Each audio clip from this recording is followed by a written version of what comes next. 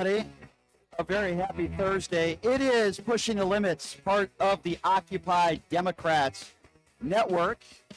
And, of course, the Washington Press Network, the FM/AM dial KSHP right here in Las Vegas, TikTok, Twitch, my personal YouTube page at PTL Radio Show. And we appreciate you being a part of the program. Big show lined up for you today. Some really good guests. This is going to be really interesting because Dan Bongino, the FBI Deputy Director, goes on Fox News earlier today and says there's no doubt in his mind that Jeffrey Epstein committed suicide. Well, guess what?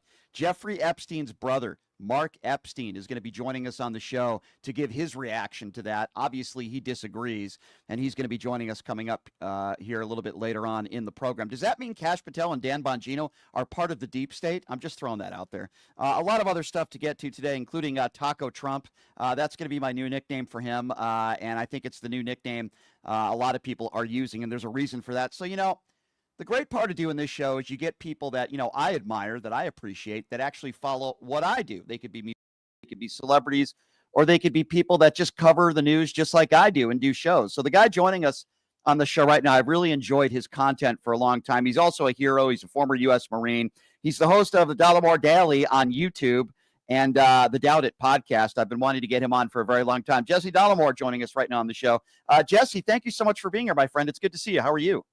I'm doing well. I am appreciative of the intro, although I am no hero. Did nothing heroic at all. But I appreciate it. Modest of you to say. Certainly, I support anyone who served this country, unlike the guy who's the commander-in-chief right now. That's for sure. So, Jesse, I appreciate you being here. So much to get to in a short period of time. I want to start by asking you this. In a general sense, the first 100 days, what do you make of the damage that Donald Trump is continuing to do to this country, whether it be not giving people due process, whether it be the tariffs and the economy? Did you think it was going to be this bad? I guess that would be my first question to you. I didn't. We all knew it would be bad. We knew there would be deleterious effects of all of his policy, all of the self-inflicted damage on the country and his own agenda. But, I'm fond of saying that none of this is surprising, but it still is shocking. And it's where we are. We are, given his royal decree bestowed upon him by the Supreme Court of the United States that he cannot be held accountable for anything he does while in office. He knows that's the case, and he's running with it. Rampant, corrupt pardons, taking $400 million luxury jets from people that only a few years ago he called disseminators of terrorism. It's far worse than I thought, yeah. Do you feel like people like us are in a little bit of trouble? I talked to David Pakman about this last month, where Donald Trump eventually is going to target people like us for calling him out and separating, fact from fiction. Have you been worried about that? And has anything happened to you since Donald Trump took office? And have you been threatened in any way by the Trump administration? Not yet. I am worried about it. We're seeing entries into weaponizing the government against Media Matters and other liberal media type organizations. I think it's only a matter of time until people like me, people like Pakman, people like you, Brian, are in the crosshairs. And it's a scary thought when you have someone as unhinged and dangerous and, again, without threat of consequence like Donald Trump. What do you make of Caroline Leavitt and her press conferences? Today, pretty much anytime she takes the mic, it seems like it's nothing but a bunch of BS. It's nothing but lies and spin. It's hard for me to even have to cover her press conferences. It's so laughable. What do you make of them? Well, I think she's different in a number of different ways from previous press secretaries, whether it be Kayleigh McEnany or Sean Spicer or Sarah Huckabee Sanders, all of these types. She's a more pernicious character as a liar than them because it doesn't register. It's kind of like Tucker Carlson gets a pass from a lot of people of being a white supremacist and a racist because, oh, look at him, he's got a bow tie on. He can't be that dangerous. It's kind of that way with her, where she doesn't come across as smug or as snarky or as hateful in presence and in presentation. But for me, that's more dangerous because she gets a pass from a lot of people when she's lying at a breakneck record clip every single time she opens up her mouth. Sorry. Sure. Obviously, Jesse, you and I, the last thing we wanted was Donald Trump back in office. With that being said, I do criticize Democrats and I criticize Joe Biden. I think he's a decent man. Thought he was a pretty good president, but I thought that he should have stepped down much sooner. Did not give Kamala Harris enough time to campaign. Now, I don't want to belabor that point because we need to look to the future now in the midterms. But what criticisms do you give the Democrats for, in part, getting this guy back into office? I understand you have to hold to account the people that voted for Donald Trump, but I do criticize Democrats, and I believe they made a lot of mistakes. What do you say to that? Well, I do, and I'm like you. I absolutely criticize Democrats when it's warranted, and there are a lot of criticisms to be leveled at the feet of elected Democrats right now. Not so much the electorate.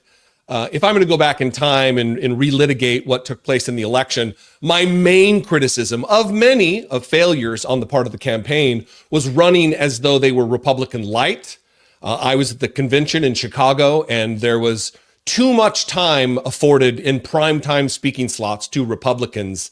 And that's not who Kamala Harris is. She's not a moderate. She is more on the progressive side of things, and they just didn't run a campaign like that. So, if any elected Democrats or strategists or people in the DNC are ever listening to me, we need to run as though we are going to do something for Americans. And I believe that is a progressive policy prescription for the country.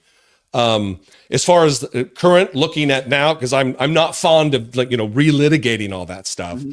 I want to hold Democrats to be an opposition party and not a minority party. We need to get rid of Chuck Schumer. We need to get rid of, as far as I'm concerned, Hakeem Jeffries. Yep. We need people who are ready to actually fight and not just talk, not just go to rallies. I was actually at the protest in front of the Treasury here in Washington, D.C., protesting Elon and Doge, and Chuck Schumer was there. When we fight, we win, with his arms in the air.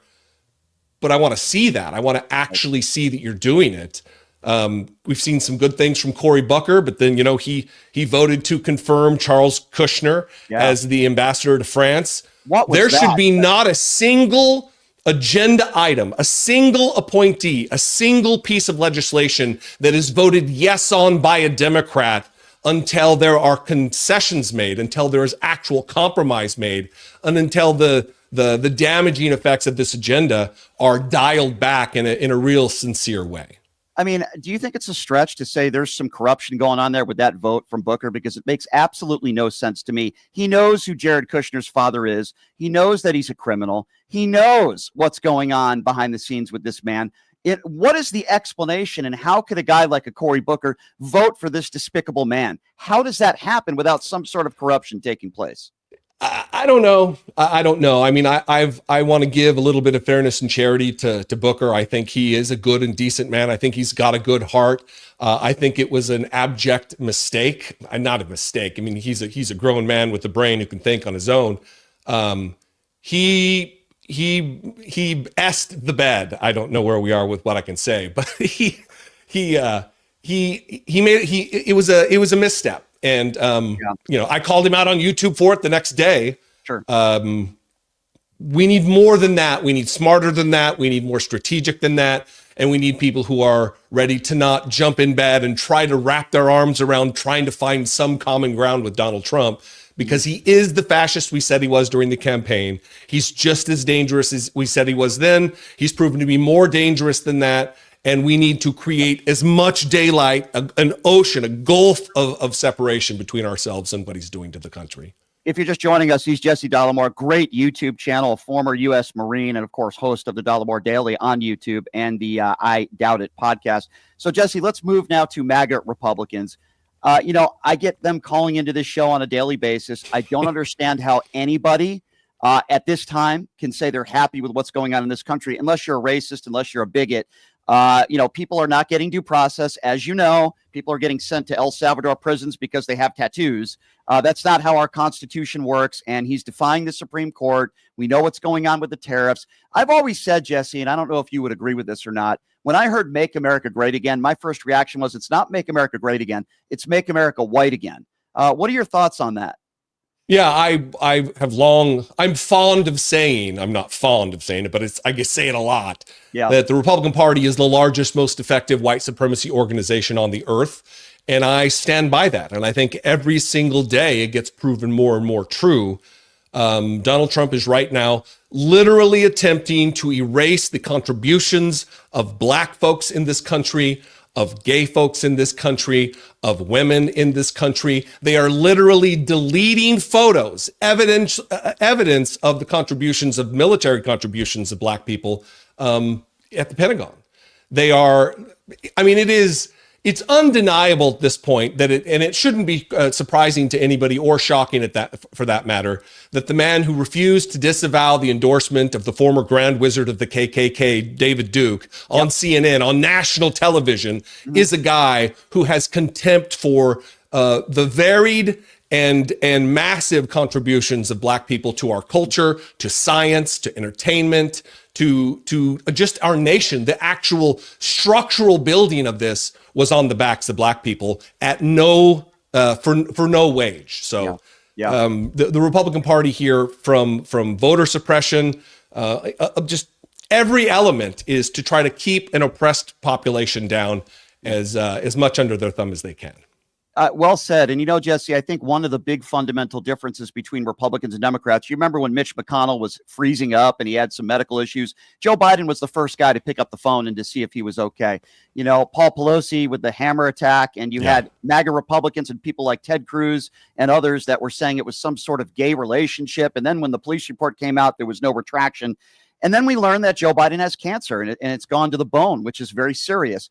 We hear people like J.D. Vance and others, actual people that are in office that are saying, well, I'm sorry to hear that, but, and then they go to the conspiracy theories. It's like they can't just say thoughts and prayers to his family. We hope he makes a full recovery. Why is it that Democrats have to do that? And it's the right thing to do. But so many Republicans, including our own vice president and Donald Trump, start going into the conspiracy theories and they start attacking the Biden family. Well, I mean, some of this is inherent in the problem with how Democrats are dealing with Donald Trump. It's just decency. It's decency on a loop constantly, even when it's not warranted.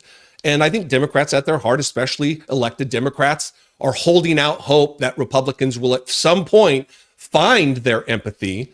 And it's never going to happen. And it's the humanity in people who find themselves and call themselves Democrats that disallows us from acting that crass and that callous. And Republicans just don't have that in them because they lack general humanity and empathy. Jesse, it's interesting because you still hear people on the right talking about Hunter Biden and Burisma. You still hear them complaining that Hunter Biden was selling paintings. By the way, Hunter Biden, as you know, was never in Joe Biden's administration. But yet Donald Trump holds this crypto scandal. That's what it is. I mean, enriching his family to the tune of billions of dollars. And yet MAGA Republicans don't even want to talk about that. And when Caroline Leavitt is asked about it, well, that's his private time, right? He's allowed to do that because that's his private time. As you mentioned, receiving a $400 million gift from Qatar in this jet. And Jared Kushner, as you remember, receiving $2.1 billion from the Saudis. Donald Trump's daughter receiving over $500 million in Chinese trademarks. You'll never hear MAGA Republicans talk about that. They'll talk about drag queens and banning books and so on and so forth. And Hunter Biden selling paintings. I mean, to me, it's pathetic. And the hypocrisy from the far right today is higher than it's ever been.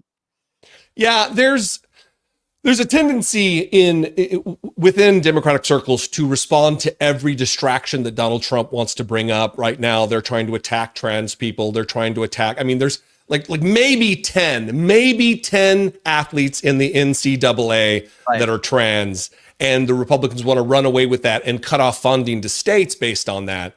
And we need to stop leaning into that. I'm not here to give strategy advice for Republicans. I say keep doing what you're doing because every day that you do it, Americans are starting to wake up to absolutely what your agenda is. And it is not about making them better, making their financial situation better. It's all about putting Donald Trump in a position to enrich himself through violating the emoluments clause, like you're talking about right now with the crypto scam, allowing countries to invest literally billions of dollars into the bank account of Donald Trump. It's not through infrastructure projects that are going to give people jobs. It's about making Donald Trump the giant pile of money upon which he rests right now, an even larger pile of money. Jesse, what worries you the most about the next 3.5 years? I mean, obviously, we both have a lot of concerns, but I'm wondering what's on the top of your list on where this country and what this country will look like in a year from now, 2 years from now, 3 years from now. What are your biggest concerns? Literally losing our democracy. I worry that Republicans are going to allow Donald Trump to go too far. And then even at the point where they want to draw him back, it'll be too late. I worry about the numbers of disparate groups in this country who are oppressed and who are marginalized, children with cancer, about the disappearance of citizens, children who are citizens of this country. Republicans for so long have talked about how special it is to be an American. And yet when those American citizens get disappeared, it's crickets from the peanut gallery. They don't have anything to say about it. Apparently, it's not that special for Republicans. So, look, I think there's a host of things that we could not even have imagined that are going to take place over the course of the next 3 years. And it's going to be up to everyone, not just people with platforms like you and me, Brian, but every American out there to start an uprising, to get organized and protest and start raising their voices. Everybody needs to program into their phone the Capitol switchboard, which is 202-224-3121. I'll say it again like it's an infomercial, 202-224-3121. Program that number into your phone and call your representative, call your senator on a daily basis if it takes that. Not only to tell them when they've done something right, but more importantly, to tell them what you want them to do, because they work for us, we the people. No doubt. Last question for you, Jesse. If you had the opportunity to be in a room with Donald Trump alone and have a conversation with him, if you were willing to, in a PG-13 kind of way, I'm curious, no cameras, nobody around. It's just mano-a-mano, and you have a chance to ask him or say anything you want to him, Jesse. What would you say right now? We see you. You're weak. You're an ego-driven megalomaniac who is transparent, that you are not smart, you are not bold, you are not brave. We see you, and you will not win. Yeah, that's probably along the lines of what I would say as well. I'd probably put a few expletives in there if I could as well. Well, you said PG-13, Brian. Absolutely. I did say that. I censored you. All the MAGA Republicans are like, Brian, you're censoring Jesse. I want to give you an opportunity to plug your YouTube page and your podcast, because I think you're so good at what you do, Jesse. I've been watching your stuff for a very long time, and I really enjoy what you do.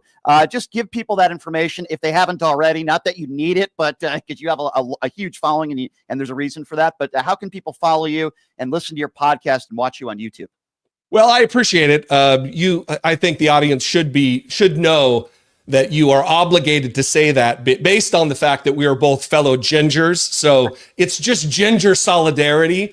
You can just search my name, Jesse Dollemore, on YouTube. I host the Dollemore Daily there. And then I Doubt It podcast, which is co-hosted by the lovely, talented, and scholarly Brittany Page, anywhere you find podcasts. Jesse, keep up the great work, my friend. I love what you do. Love to have you on again down the road, my friend, and keep up the great work. Really do appreciate your time, my friend, and have a great weekend, okay? I appreciate you, brother. Thanks, Jesse. Appreciate you, my friend. Jesse Dollemore, we appreciate his service to this country as well as a former U.S. Marine. I know he doesn't want to be called a hero, but I will call it for him. He risked his life for this country, and if anybody's voice needs to be heard, it's his, and I'm so glad he has such a huge following. He's just really, really, really good at what he does. And I'm glad that we linked up. And, I do this every day on my show. And I say, if you're a listener of the show, I put my email on the bottom of the page throughout the show. And good people like yourselves say, hey, you should reach out to this person. Hey, you should have this person on. I listen to you guys. And I reached out to him. And I listened to some of some of my listeners, and I did that. So I always appreciate you guys. And you see the email there on the bottom. If you guys have suggestions, here's a little tip for you. If you have a guest suggestion, send me the person's email or contact. That helps me a great deal. Okay, I'm a busy guy. So if you want me to get somebody on the show, yeah, I'm going to do some research. I knew who Jesse was already, so I really didn't have to do any research on him. But if you have any guest suggestions, go ahead and email it to me, but give me their contact information as well, or at least an email as a start, so I can speak to them and talk to them and hopefully get them on the show. I listen to you guys. So as I mentioned, coming up here in a few minutes, this is going to be interesting. FBI Deputy Director Dan Bongino earlier today went on Fox News, making the case once again, as Kash Patel did a few weeks ago, that Jeffrey Epstein committed suicide. Dan Bongino doubled down on that earlier today and now is claiming that there's apparently a camera that shows there was nobody going in and out of Jeffrey Epstein's cell. Well, I had a conversation off the air with Mark Epstein. This is Jeffrey Epstein's brother. Mark does not believe this stuff. As he said, he thinks it's BS. Spoke to Mark Epstein earlier today. He's agreed to come on the show today to talk about it. So we will get Mark to talk about the show. To talk about Dan Bongino's comments coming up here in just a few minutes. So Donald Trump has been called Taco Trump, for lack of a better term, a nickname that was brought to his attention yesterday. And I want to get into this a little bit further and go into detail. But before I do so, I want to be able to play the audio for you and comment on it. So this was Donald Trump asked yesterday about the nickname Taco Trump and Taco Trade Trump, whatever you'd like to call him, in regards to the fact that he plays chicken when it comes to these tariffs. And when he puts these tough tariffs on a country like China, then he backs away from them and lowers them, and he doesn't stand up to what he says he's going to do. Have a listen to this. Mr. President, Wall Street analysts have coined a new term called the taco trade. They're saying Trump always chickens out on your tariff threats, and that's why markets are higher this week. What's your response to that? I kick out? Chicken out. Oh, and then I chicken out. I've never heard that. You mean because I reduced China from 145% that I set down to 100 and then down to another number? And I said you have to open up your whole country, and because I gave the European Union a 50% tax tariff, and they called up and they said, please, let's meet right now. Please, let's meet right now. And I said, okay, I'll give you till July 9. I actually asked them, I said, what's the date? Because they weren't willing to meet. And after I did what I did, they said, we'll meet anytime you want. And we have an end date of July 9th. You call that chickening out? Because we have $14 trillion now invested, committed to investing when Biden didn't have practically anything. Okay, so first of all, we'll continue that audio in a moment. Yes, I call that chickening out. There's a reason why he's getting called Taco Trump, Taco Trader Trump, because he puts these tariffs on a 90-day pause. He listens to CEOs of Walmart and Target, and then he backs off. This is what Donald Trump does. He comes up with a horrible idea. He attempts to implement a horrible idea. Then he backtracks on it, and then he blames Joe Biden. That's exactly what he's doing here. Biden didn't have practically anything. This country was dying. You know, we have the hottest country anywhere in the world. I went to Saudi Arabia. The king told me. He said, you got the hottest we have the hottest country in the world right now. 6 months ago, this country was stone cold dead. We had a dead country. We had a country people didn't think it was going to survive, and you ask a nasty question like that. It's called negotiation. You said it. Yeah, there he goes. What a nasty question. So when you ask Donald Trump a question where he has to be held to account, he always attacks the reporter. He also always calls it nasty. By the way, what does he mean we had a dying country? The economy was in a great place when he took over after Barack Obama, and the economy was in a very good place under most parameters when he took over this time around. What is he talking about? We were in a dying economy. There is no economist that is not biased that would say Donald Trump took over a dying economy. You could say it's a dying economy now with these tariffs that he's imposed and then backtracked on, then he imposed them, then he backtracked on them. You could say that the 90 deals in 90 days was a lie and he's made no real deals. You can make that claim, but the fact of the matter is that the economy is much worse off now than it was on day one when he took office. Like that. It's called negotiation. You set a number. And if you go down, if I set a number at a ridiculous high number and I go down a little bit, They want me to hold that number, 145% tariff. Even I said, man, that really got up. You know how it got? Because of fentanyl and many other things, and you added it up. I said, where are we now? We're at 145%. I said, whoa, that's high. That's high. They were doing no business whatsoever, and they were having a lot of problems. We were very nice to China. I don't know if they're going to be nice to us, but we were very nice to China.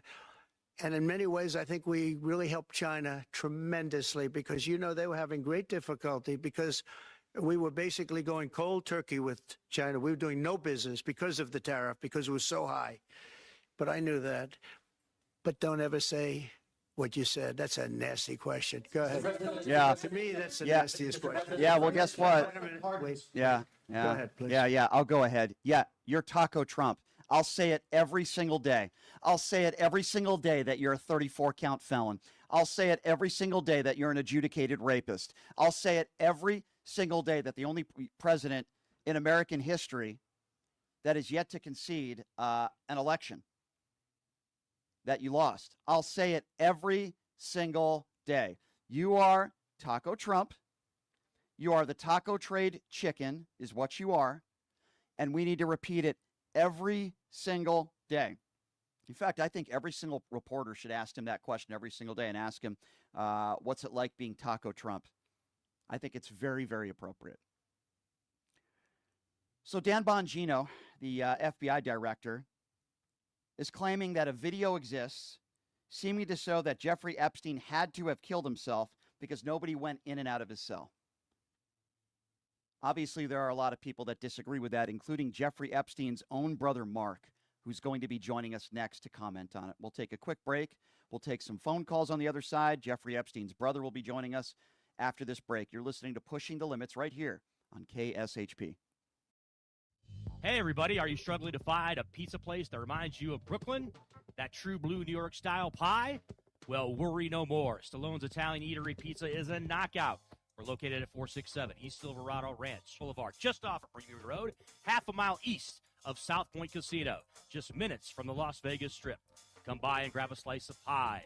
Plus, check out our Brooklyn-inspired Italian cuisine. Our sandwiches are super. Hero, that is. Because why be a sub when you can be a hero?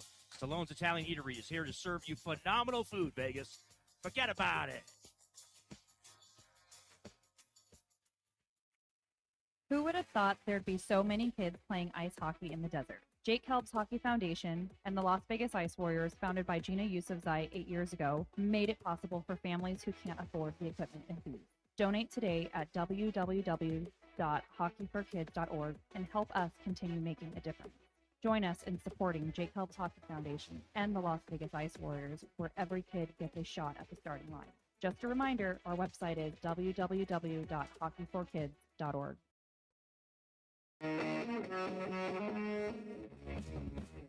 All right, welcome back. It is Pushing the Limits on a Thursday. Thank you so much for joining us. So I'm not a Dan Bongino fan. I'll be the first one to admit that.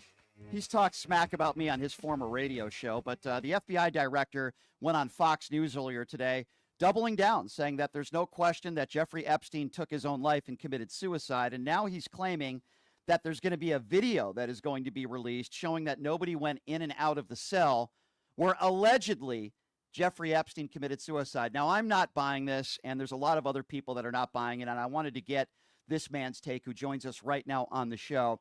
His name is Mark Epstein. He's Jeffrey Epstein's brother, and he's nice enough to join us right now. Mark, I appreciate you coming on, sir. How are you? I'm fine. How are you? Doing good, Mark. I appreciate your time. I want to go back a few weeks.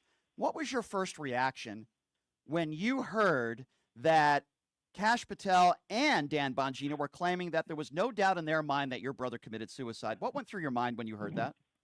Well, I'm curious what made them come to that conclusion. This is almost 6 years after the death, and I don't know what they're referring to. And like I said, I have no idea what they're basing that opinion on, because the facts sort of point the other way, and they're not addressing that. And the government is holding back a lot of information that you would think they would readily give if this was a clear-cut suicide. Why do you think they're not doing that? First, let me make one thing perfectly clear. Sure. When I first heard that Jeffrey was dead from an apparent suicide, I just accepted that as fact. At the time, I had no reason to doubt it. You know, under the circumstances, it's kind of understandable. I wasn't on a date. I didn't speak to Jeffrey for a while. I didn't speak to him when he was in jail at all.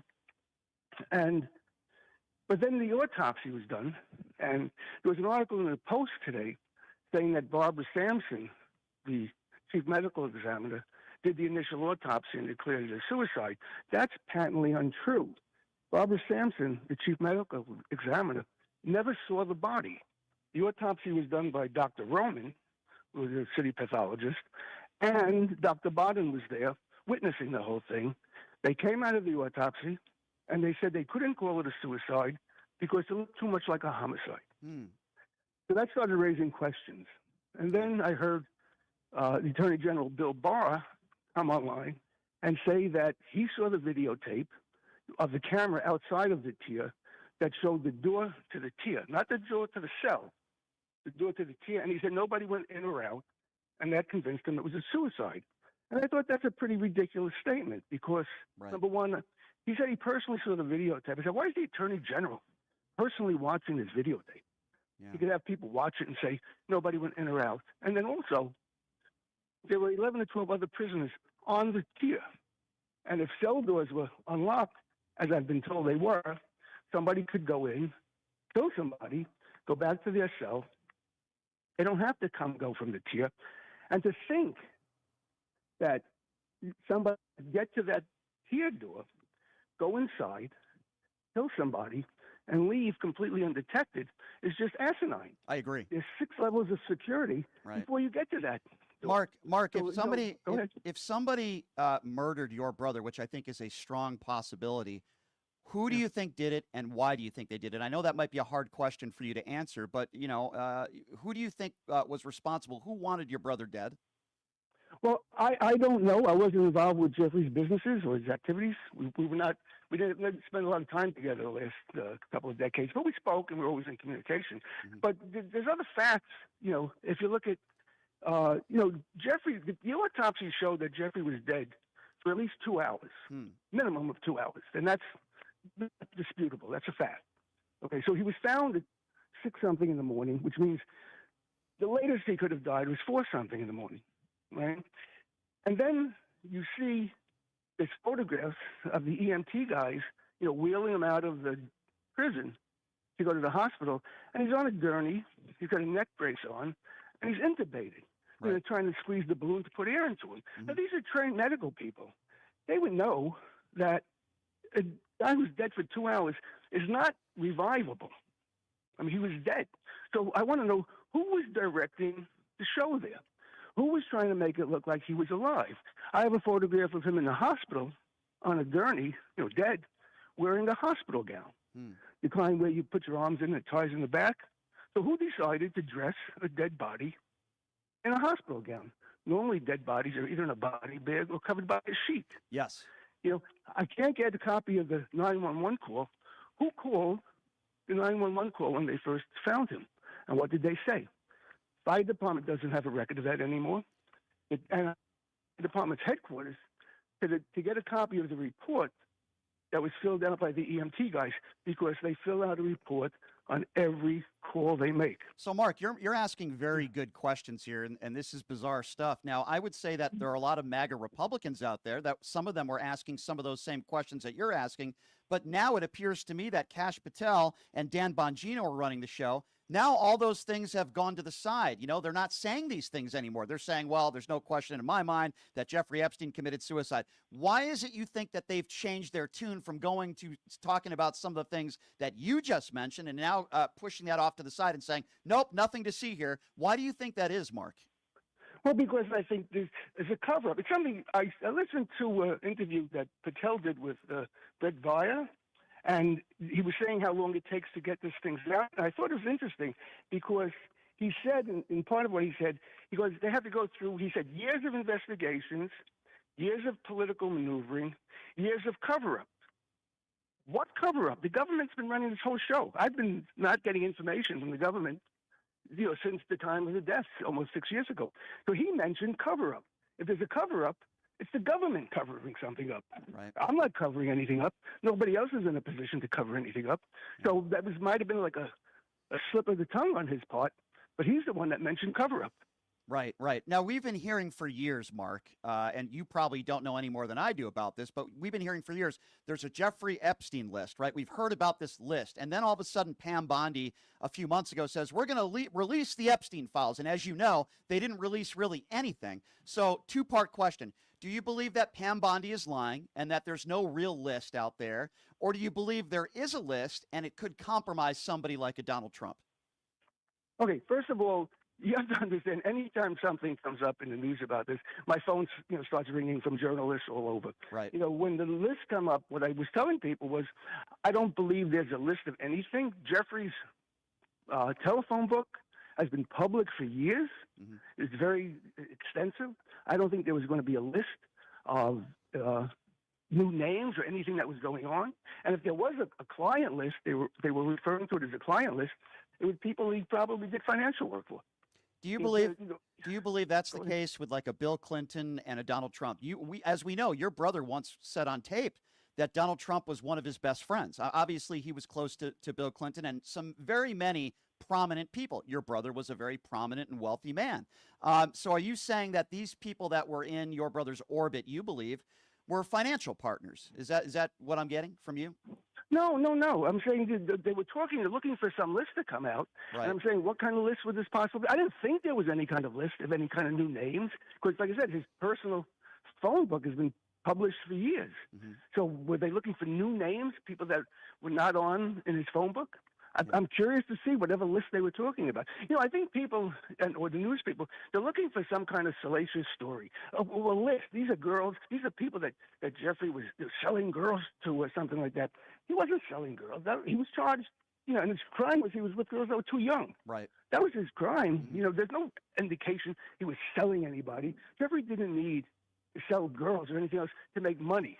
Yeah. He's a very wealthy man, and he knew how to make money with investments. That was his business. What would you say to many people on the far right that want to continually bring up, quote unquote, Epstein Island, and he was bringing all these people in from Hollywood, and they were with underage girls? I haven't seen any evidence to prove the point that, he was doing that he was bringing in all these celebrities into Epstein Island. When you hear the term Epstein Island, and it's usually brought up by people on the far right, what goes through your mind, Mark? Well, Jeffrey had the islands there, and people he had people on his island, and, if here's the bottom line, and I'm not saying this is what took place, but if he flew people to the island and they had some kind of wild, crazy orgy and they were all over 18 and all consenting, there's nothing illegal about that. Correct. There's swingers clubs all over the country having wild parties. This is nothing unique. Right. People may look down on it or frown upon it or not approve of it. Not illegal. Mm-hmm. If the girls are underage, that makes it illegal. Mark, and that's what the crime was. Understood. So, Mark, if you had the opportunity right now to be in a room with Kash Patel and Dan Bongino, I'm curious, Mark, what would you say to them? Well, first, I've asked for and haven't been able to get the camera that we know was working, the one that Bill Barr referred to, showing the tier to the door to the tier. I've been asking to get the videotape footage from that camera from 6 in the morning until 8 in the morning, mm-hmm. because that would show when they took Jeffrey's body off the tier. I also want to see the videotape by the infirmary in the hospital, in the prison. That's where they took his body. There's cameras all over that place. This way we'd be able to see what condition he was in when they took him off the tier, but I can't get it. Now I'm being told, at first I was told that I couldn't get it because of the investigation. Now that the investigation is over, they're now telling me that the cameras that were working do not show that area. We know it shows that area because Bill Barr referred to it. I saw Matt Getz on a podcast recently, and he said that Bill Barr should be put under oath to answer questions about this. I agree with that. Yeah. I mean, do you have any interest in speaking with Maxwell at all, by the way? Any interest No, at all? haven't. No, not really. I haven't seen or spoken to her in decades. You recall the last conversation you had with your brother? I'm sure that's probably not an easy thing to talk about, but do you remember the last conversation you had with Jeffrey? Yeah, actually I do. He called me it was a Thursday night. He was in Paris, mm-hmm. and it was just a normal brother-to-brother call. How you doing? What's new? Whatever. And then he flew home the next day, Friday, and he was arrested.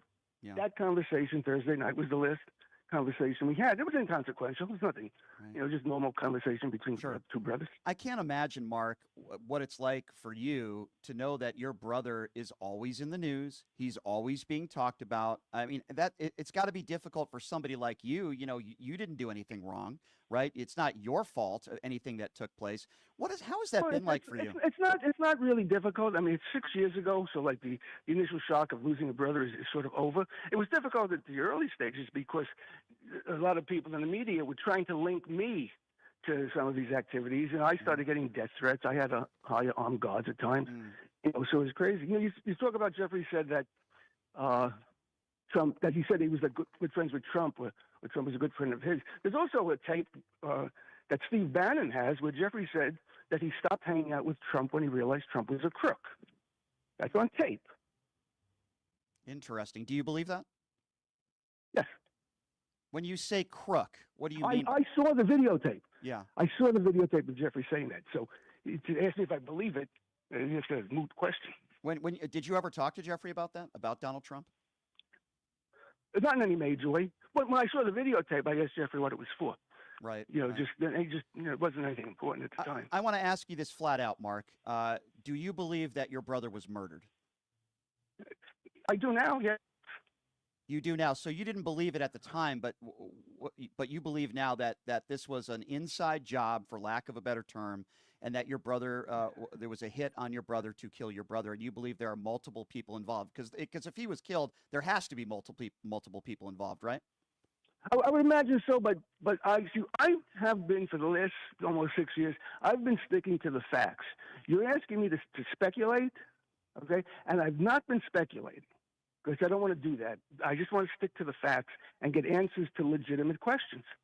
Well, I think one reasonable person would come to the conclusion, if you're not getting those answers, which, by the way, I think your questions are very understandable and reasonable, that would only lead one to conclude that they're hiding something, right, Mark? They're hiding a lot. I mean, I have a lot of questions. I mean, there's not enough time in this little phone interview, but I can fill you up with questions for hours. And all legitimate questions. Now, also, for instance, I was told by somebody on the scene that there was somebody with a handheld video camera in the prison and in the hospital. Where's the footage from that video camera? do you believe? Now, here's another question. Yeah. Since you want questions, we know about the two guards that got in trouble, for not doing their rounds. Right. Okay. Now, one was Michael Thomas, and the other was the female one. Now, we know that Michael Thomas came on shift in the middle of the night. Mm-hmm. So he wasn't there at 10 o'clock something when they locked up the tier for the night. Tova Noel, she was the woman who was there. And there's also in the early reports mention of an unnamed guard number one and an unnamed guard number two, because there is never just one guard there. There's always at least two guards. Mm-hmm. So who were the guards? Why do we know Thomas's name and the woman's name? They're not naming who one, unnamed guard number one is, or unnamed guard number two. Why? Why is that so secret? Yeah, that's a good point. Were they really guards or were they plants? I told you before. Go ahead. I'm sorry to interrupt you, Mark. I was just going to say, I have to ask you this. This obviously happened under the Donald Trump first administration. I know this is speculation. I understand that. But with that being said, do you believe that there is a possibility that either Donald Trump or somebody in his administration close in his orbit could have been a part of your brother's demise behind bars? Well, I look at it this way. Again, I'm telling you, I'm reluctant to speculate. I like looking at facts. Bill Barr was the Attorney General of the United States at the time. Bill Barr worked for Donald Trump. Bill Barr came out with that ridiculous statement, which led me to believe initially that it's a cover-up. Until that point in time, I believed that he killed himself. And then there's a lot of other facts that are not general knowledge. In a few days after the death, Jeffrey had a hearing scheduled to appeal the bail decision. Okay, and the bail was being substantially raised. So, maybe unlikely, there's maybe a chance he could have got bail, because it would have been the highest bail ever in the United States. Right. That was coming up in a few days. Now, knowing Jeffrey, if he knew this hearing was coming up and he was thinking about killing himself, wouldn't you wait a few days Because if he got the bail, he'd be living in his house, with armed guards and an ankle monitor and cameras. He wouldn't have to languish in jail for a year. If the hearing came up That's a good and point. bail was denied again, Yeah. I said, okay, he didn't want to be a year in jail, so he killed himself. More understandable. But why would you kill yourself a few days before Doesn't make sense. trying to post the highest bail in U.S. history? It's a really good point, Mark, you bring up. Mark, are you in fear of your life that if you're out there and you continue to push for answers, which, by the way, I don't blame you for doing so, are you in fear of your life? Or are you in fear that people will be out to get you because of who your brother was and the fact that you're questioning, the FBI deputy director? Are you in fear for your life? No, I'm not really in fear of my life. I mean, I'm not. This is why I don't appear on camera anywhere. I don't need people. I travel a lot. I don't need being somewhere with people, recognizing me. But Right. I'm not in fear of my life. No. Well, At the early stages, with yeah. the death threats, I was in touch with the New York City Police Department and the FBI. But I'm not really in fear of my life. Last question, Mark, and I really do appreciate your time. What do you think is the biggest misconception by the general public and the media when it comes to your brother, when it comes to your family, anything? What is like the biggest issue that you have that people think about your family or think about your brother that you would want to set the record straight? I've been asked that a number of times, and I said before, I don't feel it's my job to defend my brother because he did things he shouldn't have been doing. I'm not trying to say he was an angel, but I don't want to get into the character stuff or the family stuff. Sure. I'm No, just I understand. concerned about, I think my brother was killed, and I just don't want somebody just getting away from it scot-free. I'm with you on that 150%. Your questions deserve answers, by the way. Do you think you'll ever get them? You think you'll ever get these answers? Likely not, but I want the questions out there. Yeah. Yeah. Look, we still don't know everything about JFK, right? It's 60 years later. That's true. That's absolutely true. Hey, Mark, listen, I'm sorry for what you've had to go through. You've done nothing wrong, your family, and I wish you the best, and I do appreciate your time coming on, and I do hope you get those answers, my friend. And if some more stuff comes out, we'd love to have you back on. But, Mark, I really do appreciate your time and wish you the continued success with your business and real estate and all that stuff. And Thank you. I just hope we all get these answers, not just me. Everyone should have these. we're all taxpayers. We all deserve the answers. We pay the salaries of the FBI director, Dan Bongino, and others. So I agree with you. I'm with you on that 100%. Mark, I really do appreciate it. I would be willing to sit in a room with them and debate this and point out things and try to get answers from them face to face. We all deserve it, especially you. This was your brother. You deserve to know how your brother died. And I'm with you 150% on that. And it smells funny to me. And I'm not a conspiracy theorist. I don't think this is a conspiracy theory. Your questions deserve answers. Mark, I do appreciate your time, my friend. Thank you so much and be well, okay? You as well. Thank you. Thank you. That's Mark Epstein, everybody, the brother of Jeffrey Epstein. You heard it from him. He believes that his brother was killed. He believes that his brother was murdered behind bars. He believes that this was an inside job. He also said that there is a possibility that maybe Donald Trump or somebody in his administration could be responsible for what took place. He said that's a possibility. He did not rule that out. So there's certainly a lot to dissect in that interview. Mark Epstein does not do a lot of interviews, so we appreciate him taking the time to join us. He also put some stuff on Bill Barr, and he said Bill Barr was giving him a load of crap, for lack of a better term. That's kind of what he was saying.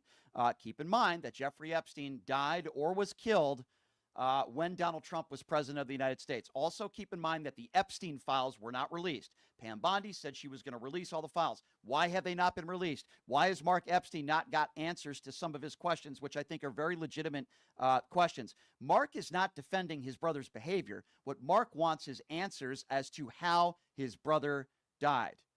It's a very, very, very understandable question to ask, no matter who your brother is, no matter who he was or the things that he did. And I do think he certainly deserves answers. And yes, I do believe that, and I'm not a conspiracy theorist, but I am not buying the fact that Jeffrey Epstein committed suicide. It also is interesting. His brother just said, and I did not know this, that there was a very good chance that Jeffrey Epstein could have gotten bail with an ankle monitor. Wouldn't he have wanted to say goodbye to his loved ones if he indeed wanted to take his own life? It doesn't make any sense to me. Why would you do it with sheets in your jail cell? Wouldn't you wait until you learned that you actually were getting released on bail if you wanted to do something like that? So this whole thing doesn't make any sense to me. And we will continue to dissect it and talk about it. And we do appreciate Mark Epstein joining us on the show.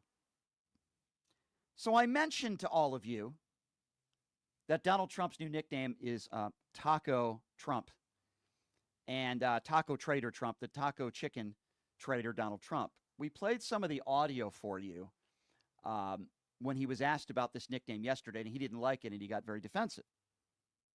So we're going to continue to monitor that as well. But I want you to listen to Jessica Tarloff on Fox News, who absolutely decimated some of these Fox News hosts. So if you listen to Fox News, they'll make it sound like, you know what, ladies and gentlemen, the country's headed in the right direction because the majority of America thinks it is. And, you know, since 49% of the people who voted for Donald Trump, this means that it's a mandate and everybody's happy and everybody's good. Well, Jessica Tarloff on Fox News set the record straight on all these polls that are out. Donald Trump on the economy, Donald Trump on foreign policy. Listen to the Fox News panel. They didn't know what to say when Jessica actually set them straight. And I'm also committed to the truth, Jesse. And the truth is that the Democrats are very unpopular, but so is a lot of what Donald Trump is doing. So in polling, Marquette, Fox News, all the goodies, he's down 16 on the economy, down 14 on foreign policy, 26 on handling tariffs, and 32 on cost of living. And this reconciliation bill that they're trying to pass through the Senate right now has opposition from more senators than they can handle. So you've got the Josh Hawleys of the world, who's miraculously concerned about throwing people off Medicaid. Rick Scott and Maria Bartiromo was raking him over the coals this morning about his views. Rand Paul, who has been talking about everything from how unconstitutional it is for Trump to be putting in these tariffs to how we're ballooning the deficit. Ron Johnson, Susan Collins, Jerry Moran. Those are a lot of senators that you've got to get on board. So if this is the big ticket item, right, this is the big marquee agenda piece that we're going to give tax cuts to the wealthy and we're going to take away food assistance and Medicaid. So we're hurting the poor to help the rich. That does not bode well for 2026 for the Republicans or for 2028 when we're going to have a big, beautiful primary and we will get a great candidate and everyone will forget about the hoity-toity and we shall be victorious. Funny, Jessica thinks she. Yeah, there you go. Jesse Waters trying to jump in. By the way, you can't dispute the facts. Even a Fox News poll has Donald Trump down 14 on foreign policy, down 16 on the economy, down 26 on handling of the tariffs. Yet if you listen to Fox News or OAN or Newsmax, they'll make it sound like most of the country thinks that, you know, everything's going great and Donald Trump keep going. No, that's not true. In fact, Donald Trump had the lowest approval numbers in 70 years, the first 100 years in office. So that's a lie from Fox News. And I'm glad Jessica Tarloff is doing such a great job on Fox News and setting the record straight with all of those goons on the five. Meanwhile, I mentioned Dan Bongino. He's now crying on Fox and Friends. That's right, ladies and gentlemen. Dan Bongino on Fox and Friends is saying, I have to show up to work at 7:30 in the morning. I have to look at four walls. It's so terrible what I have to do. It's so hard. Listen to Dan Bongino, the little wimp, crying on Fox News about being the director, the deputy director, saying how much he hates his job, basically. Listen. I mean, I gave up everything for this. I mean, you know, my wife is struggling. I'm not a victim. I'm not Jim Comey. It's fine. I did this and I'm proud I did it. But if you think we're there for tea and crumpets, well, I mean, Cash is there all day. We share it. Our offices are linked. He turns on the faucet. I hear it. He's there he gets in at like 6 o'clock in the morning. He doesn't leave till 7 at night. You know, I'm in there at 7:30 in the morning.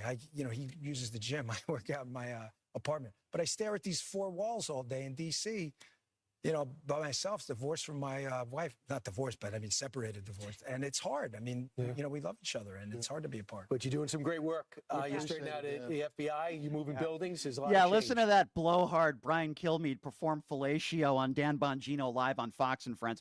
Oh, well, it's really hard. You know, we're separated. Me and my wife I bet you your wife loves the fact that she's in a different state from you, Danny boy.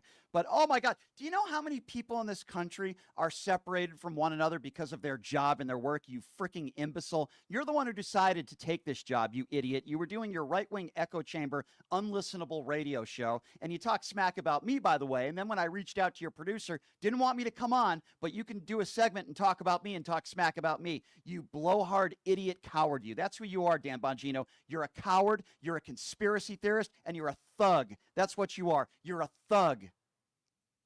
And here's again Bongino on Fox and Friends. I'm sure, yeah, they really press him with hard pressing questions, don't they? But Bongino now coming up with conspiracy theories about James Comey. By the way, I am not a James Comey fan. I never liked James Comey. I think you could make the argument that Comey could have cost Hillary Clinton the election when he reopened that investigation and found nothing a few weeks before the election. But now Bongino is claiming that we found all these secret documents in James Comey's office. Listen to this. Wait till you read the stuff that's coming out. Does he still have loyalists in the building? Because when I hear the FBI director saying, you guys are finding boxes that are hidden, okay, how does that happen in the Bureau? Well, we were there a couple of weeks, and luckily there were a lot of people up there who grabbed us by the arm the minute we came in and said, thank you for being here. You know, we need to talk. There are people there who are really horrified at what happened. And there was a room, and we found stuff, a lot of stuff. A hidden room. I wouldn't call it hidden, but hidden from us at least, and not mentioned to us. And then we found stuff in there, and a lot of it's from the Comey era, and we are working our damnedest right now to declassify. And just so you know, because I get the public, I totally understand people saying, well, do it now. The process is not all the information is ours to declassify. Some is other intelligence agencies. It's not, we literally can't do it. Once that gets done and that gets out there and you read some of the stuff we found that, by the way, was not processed through the normal procedure, digitizing it, putting in FBI records. We found it in bags hiding under Jim Comey's FBI. You're going to be stunned. Oh, we're going to be stunned. Okay, well, what's in it? What's in it that's so bad? And again, Bongino's the same guy who defended Donald Trump when Donald Trump had all these classified documents in a bathroom at Mar-a-Lago. But Bongino didn't have any problems with that. But allegedly, they found all these documents under James Comey's desk. Notice he doesn't talk about what the documents are. He doesn't talk about how many of them. No specifics, nothing. Oh, you're going to be shocked.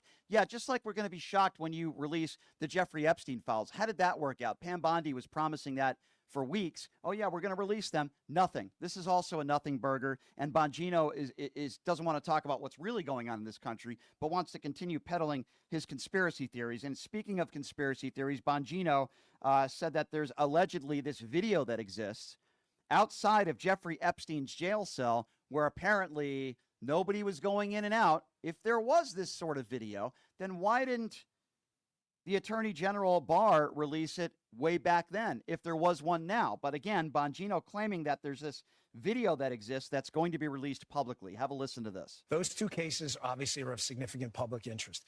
I'm just telling you what we see in the file. I just want to be crystal clear on this. I am not asking anyone to believe me. I'm telling you what's there and what isn't. Right. There is nothing in the file at this point on the Epstein case, and there's going to be a disclosure on this coming shortly. We are working through there is video. That is something the public does not. There's video of him killing himself. No, not the actual act, but the entire MCC Bay, it was only one camera. There's video that when you look at the video, and we will release, that's what's taken a while on this. We are working on cleaning it up to make sure you have an enhanced, and we're going to give the original so you don't think there were any shenanigans. You're going to see there's no one there but him. Right. There's just nobody there. So I say to people all the time, if you have a tip, let us know. But there's no DNA, there's no audio, there's no fingerprints, there's no suspects, there's no accomplices, there's no tips, there is nothing. If you have it, I'm happy to see it. There's video clear as day. He's the only person in there and the only person coming out. You can see it. So if there's video that's clear as day, then why didn't the Attorney General release it under the first Donald Trump administration? Why have you not released it yet? What are you waiting for? Why hasn't it been released? When you decided to do an interview with Kash Patel and you said there's no doubt in your mind that Jeffrey Epstein committed suicide, why didn't you have the video ready to go to show the American people? That's why people don't believe you. That's why Jeffrey Epstein's brother doesn't believe you. That's why I don't believe you. Dan Bongino and Kash Patel have zero credibility. I wouldn't believe one word they say here or there.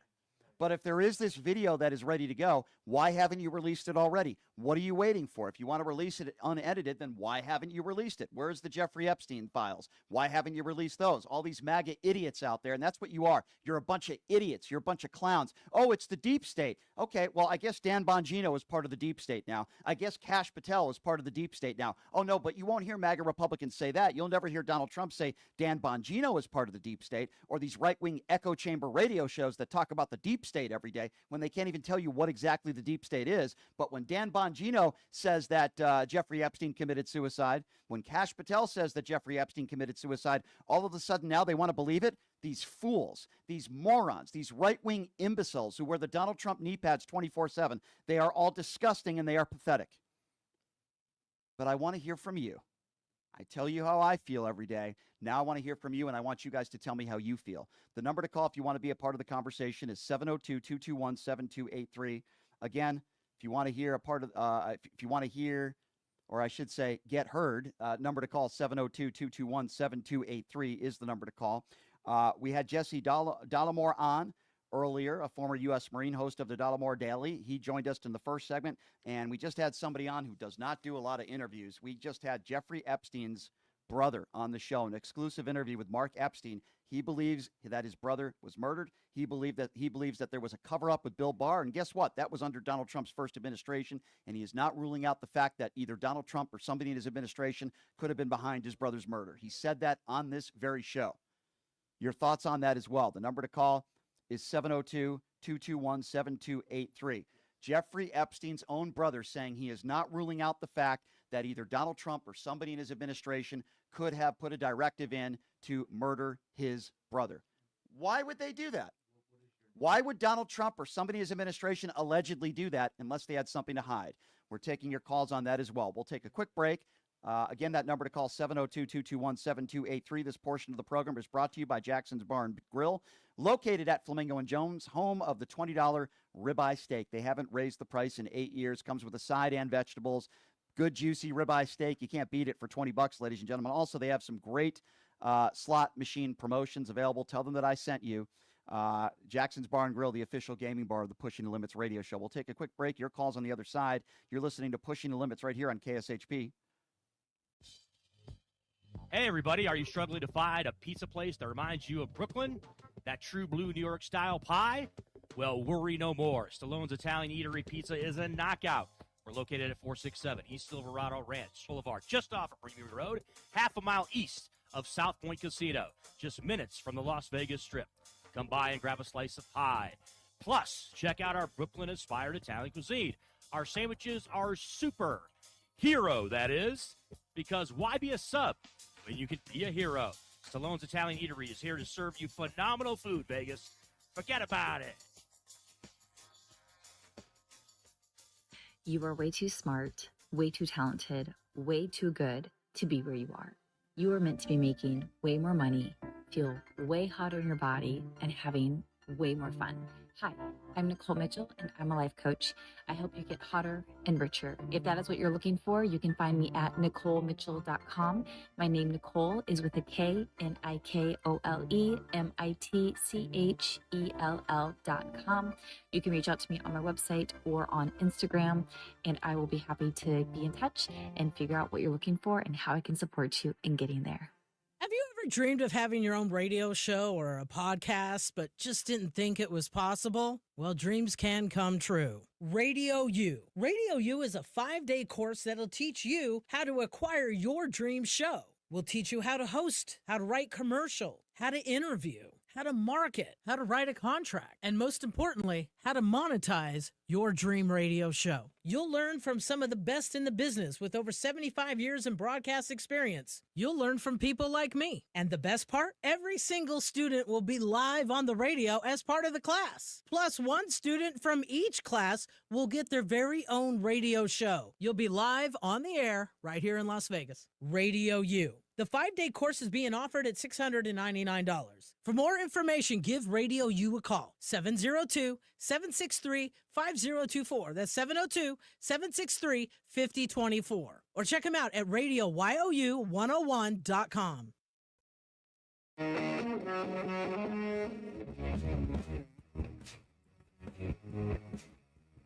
All right, welcome back. Pushing the Limits on a Thursday. Programming note for you. The leader of the Proud Boys, Enrique Tarrio, will be joining us on the show tomorrow. Well, I have a bone to pick with him. After Joe Biden, it was announced that he had cancer. Enrique Tarrio was celebrating. So I know we're going to get into it tomorrow because I think it's just despicable. So Enrique Tarrio getting ready to go to war on Pushing the Limits tomorrow, and it should be a good interesting back and forth conversation. So that'll be tomorrow on the show. And of course, since it's Friday tomorrow, Nicole Mitchell will be joining us as well. I do want to go to the YouTube super chat, if I may. Thank you, Chris. Chris says, would we be confident in saying that Taco Trump left a small dollop of sour cream on Stormy Daniels, a very small one? I'm going to leave that one alone, Chris. I'll let the listeners decide. I think a lot of people lost their lunch appetite after listening to that. Shelley says, if there's nothing to hide, why won't the administration or the DOJ give him answers about his brother? Shelley, I completely agree with you, and that's what I tried to convey to his brother. I'm on his side on this one. I'm not defending Jeffrey Epstein. All I'm simply saying is his brother deserves some answers, and his brother hasn't received any. Whether it be from Bill Barr or the last administration or this administration, I find that to be very problematic. This portion of the program is brought to you by Bloody Shirts, bloody-shirt.com. They're protest apparel shirts, visual ammunition to ridicule Donald Trump, which I am in favor of, and his supporters. So Bloody Shirts about freedom of speech without fear, and they offer compelling designs on 100% cotton T-shirts, which are $45, and hoodies that are $60, and proceeds helping funding the resistance. My favorite is the big wussy shirt. I like that one. MAGA, mentally agitated, grifting a-holes. That's another good one, and many, many more. So please check them out at bloody-shirt.com. All right, I promised you I'd get back to the phone calls. We're talking about, of course, Mark Epstein, Jeffrey Epstein's brother, who did an exclusive interview on this show in the first hour. Your thoughts on that? He's not ruling out the fact that perhaps Donald Trump or somebody in his administration could be responsible, partially at least, for his brother's murder that he believes behind bars, allegedly. We're obviously talking about that, and we're talking about Taco Trump, new nickname for Donald Trump, the Taco Trader, Donald Trump the Chicken. 702-221-7283. Let's start off with Dave. Dave is first up on PTL. What's up, Dave? Hey, thank you for taking my call, Brian. Sure. Great show as usual. Number one show on your YouTube channel. Thank you. Number one. So, you ever heard anybody, I think what they need to do when Trump leaves this office, if he leaves this office, first thing, he's full of shit. Then that's number two, take all his voters with him and just leave, just get out of here. The second thing I want to make is this. What's going to happen is this. I hate when the midterm's going to come around. Right now all the Republicans, the Senate and the House are kissing his ass right now. You know what I'm saying? Yeah. There's a lot of people there's a lot of people that are kissing Donald Trump's ass, but those are not people in other countries. They're right here in the United States. They're members of his administration. Right. Yeah, and that's what makes it dangerous. But I wanted to add to that, but I wanted to add to my point. My point is this: have you noticed that they're all like that? Are Republicans? Their first 2 terms, first 2 years, they kiss his butt, and then when their job is on the line, then they start to move away from him. So that way they can get reelected again. Have you noticed they're going to do that? Watch, they do that every single time with Bush. Mm-hmm. They did it with the first term of Trump, and they're going to do it again. Oh, no, I agree. To stay, I agree. To stay in they're the biggest hypocrites ever. Oh, yeah. MAGA Republicans are absolutely some of the biggest hypocrites that you can find. And I would, listen, I'm sticking by my guns here. I believe if somebody like a J.D. Vance or somebody else in Donald Trump's administration now becomes the Republican nominee to be president in 2028, Donald Trump's going to run as VP. That would not shock me one bit. Thank you for the call, Dave. I appreciate your kind words. 702-221-7283. Let's go to William. William is next up on PTL. Hey, William, what's going on? Brian, how are you? I'm going to kind of take off the gloves a little today. I got to warn you. Okay, that's all right. Darlene said I was a racist, so I would like you to ask you, since I am definitely not, if you would put her in timeout for a couple days. Are you talking about a caller? Well, I can't put a caller in timeout, William. That would be number one. I can't do that. But here's... do you want me to just undress her on the air? Well, I don't want you to undress anybody. I don't know what you mean by that. I'm joking, Brian. Have a sense of humor. So William, hear me out on this, okay? This is a very important conversation. And for those of you that don't know, I've met William before. William has come into this station before. He's a generous guy. He's a nice man. I think there are a lot of people in society, William, that believe that if you still support Donald Trump now, that you could very well be a bigot. Now, why do people feel that way? And I'm speaking in very general terms. Because Donald Trump is not giving people due process. The people he's not giving due process are people that do not look like you and me. We're talking about brown people. Donald Trump is the guy who, again, has one of the whitest administrations in American history. He did the same thing, 5 years ago. And there's a lot of people that feel like in today, right now, if you still support Donald Trump, then you support the way he treats brown people and not giving people due process. Or when he says to the Proud Boys, stand back and stand by, or immediately doesn't disavow the Ku Klux Klan. So a lot of people associate that with people that are bigots. Now, maybe she's wrong about you, William, but can you understand where somebody like that is coming from, where if you still support Donald Trump, a lot of people feel like you endorse the bigotry and the hatred of Donald Trump. There's no doubt in my mind that Donald Trump is absolutely a racist. When you make comments like, I don't want black people counting my money in my casinos, I want Jews counting my money. When you make statements like that and your father is arrested at a Ku Klux Klan event, I think there's a lot of hatred and bigotry and racism in his family, and I absolutely think Donald Trump is a racist himself. Does that make any sense at all, William? Well, what you said makes sense, but you should never judge somebody you don't know. Can I ask you this, though, You know William? how you always ask anybody, Yeah. is there any evidence he's ever been convicted? All right. So Do you William, have any evidence that I didn't grow up and my grandparents lived in basically very close to Baldwin Hills and not that far from Martin Luther King Boulevard, and some of my best friends have been black. William, I don't understand. Well, I know, and Brian, I shouldn't say this, but I think Darlene is a sheep. Well, William, hear me out on this, okay? First of all, I don't think you have to personally know somebody to feel a certain way about that. Let me give you an example. If you drove past a Klan rally and you saw a bunch of people wearing white hoods and you made a statement, boy, those people are a bunch of bad people and racist, and somebody in your car said, well, you shouldn't say that about them because you don't know them personally, what would you say? I would say I have no knowledge of the Proud Boys or the Klan, so I have no opinion and never think about them. So you don't think I if really you're don't. So you don't think if you're a I don't follow, like when you say the Proud Boys, Okay, I but hold don't on. even know what they do. All right, but hold on. If you know what the Ku Klux Klan do, they put on their Right, white. no, they're bad. Okay, They're bad. so that's my point. We know who the Ku Klux Klan are. They're a group of they're a hate group that hates on Jewish people and black people and minorities. We know that, but it doesn't mean you have to. William, hear me out. It doesn't mean you have to know somebody personally. I'm not going to sit here, William, and say I know what's in your heart. I didn't call you that. People are entitled to say what they want to say, and you have a right to defend yourself and respond to it. All I'm simply saying is, in general, I don't think you have to know somebody personally. Like, for example, Kanye West. You don't know Kanye West personally, neither do I, but I can say he's an anti-Semite because the guy literally sells swastika shirts. We don't know him personally. So, William, do you hear me? I don't think you have to know somebody personally to make a claim that they're anti-Semitic or they're racist. No, you're right. You can judge somebody that you know facts on. You know how you always want facts. Was he convicted?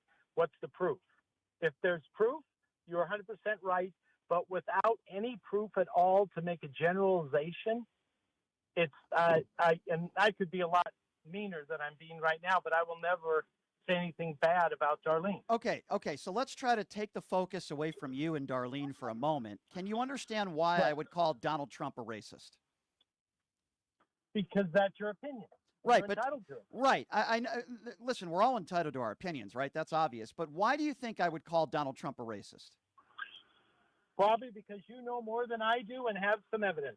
Yeah, I think that's a fair assessment. I look at the way he's lived his life. I look at some of the comments that he's made on the record. I look at the thousands of discrimination lawsuits he had to pay out in court because he didn't want black people living in his complexes. I look at the Central Park Five. Let me give you one example, William, and I want to get your thoughts on this. So Donald Trump took out a page out of the New York Times and said that the Central Park Five, who happen to all be minorities, should get the electric chair. He thinks they all should have gotten the death penalty. And then DNA evidence proved that they were all innocent. They were let out of jail, and Donald Trump never retracted anything. In fact, he still thinks they should have gotten the death penalty. Why doesn't he do that to white people? Like, for example, 3 white people who lynched Ahmaud Arbery. He never took a page out of a newspaper and said they deserve the death penalty. Why did he do it for 5 minorities who were, by the way, released because of DNA evidence? Why did he never retract, and why does he go after brown people? I think that's a question I would ask you. Okay, now, Brian, you're 100% right, but a lot of people never retract statements that are wrong. That doesn't make it right. No, it makes it totally wrong. But certain people don't retract their statements because in their mind they think they're perfect when they aren't. Yeah, but there are also certain people that are Ku Klux Klan members. I mean, we can go on and on about well, there's other people that do the same stuff too. It doesn't make it right, but they're not the president of the United States, and you didn't vote for them. Do you understand why a lot of people feel, based on evidence and facts and the way that Donald Trump has treated minorities, that he just is a racist and a bigot? No, as I always say, Brian, you're right, but everybody else is entitled to their own opinion, like you and me. Everybody is entitled to their opinion. That's what we call freedom of speech. I agree with you. Correct. All I'm simply saying is I'm not somebody that will just blatantly call somebody a racist unless I have actual proof or evidence or reasoning behind it. And when Donald Trump supports the Proud Boys, stand back and stand by, when he lies and he says he doesn't know who David Duke was in a TV interview when we know he knew exactly who he was, when Donald Trump doesn't hire people that have kissed his ass that happen to be black, like a Tim Scott or a Byron Donalds or a Dr. Ben Carson, when he doesn't put people like this in his administration, it leads me to one very important conclusion, which is Donald Trump treats black people different than white people. That's what would make him a racist. Anybody who judges others or treats people differently because of one's color of skin or sexuality makes them a bigot. And I believe we have a bigot as the president of the United States. I can't speak to what's in your heart, William. I don't know. All I can go is by the way you've treated me, and you've treated me with respect, and I appreciate you calling in, and I've met you before. You seem like a nice guy. We just disagree on the way that you voted. And I disagree with your opinions on Kamala Harris, and I disagree with your opinions on Trump. Please, since sanctions and discipline is out of the picture for Darlene, try to tell her not to judge people that she knows nothing about. All right, I'm just going to say one thing in return. Do you agree with that? You shouldn't judge people you have no idea who they are? Then, William, I have to ask you this question.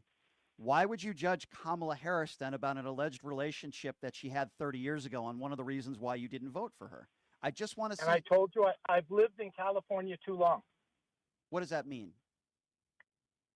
What does that mean? What does that have to do with... Once you get branded in California, that's it. There's no undoing it. Okay, so you're branding... I'm just being honest with you. Okay, but whether she had a relationship with a dude that wasn't even in a relationship at that time, what is that? I'm trying to understand why you would judge her based on that, and you believe that she somehow...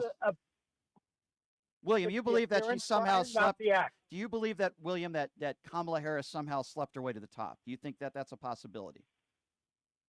A possibility, yes. Why? Probability, maybe. You don't think that that's a judgment? It's not definite. My judgment is maybe.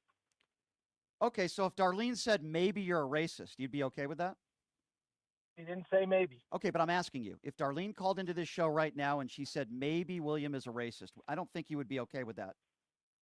No, but if that is her opinion, I'm not going to judge her. I'm just going to say that you shouldn't judge people without knowing them.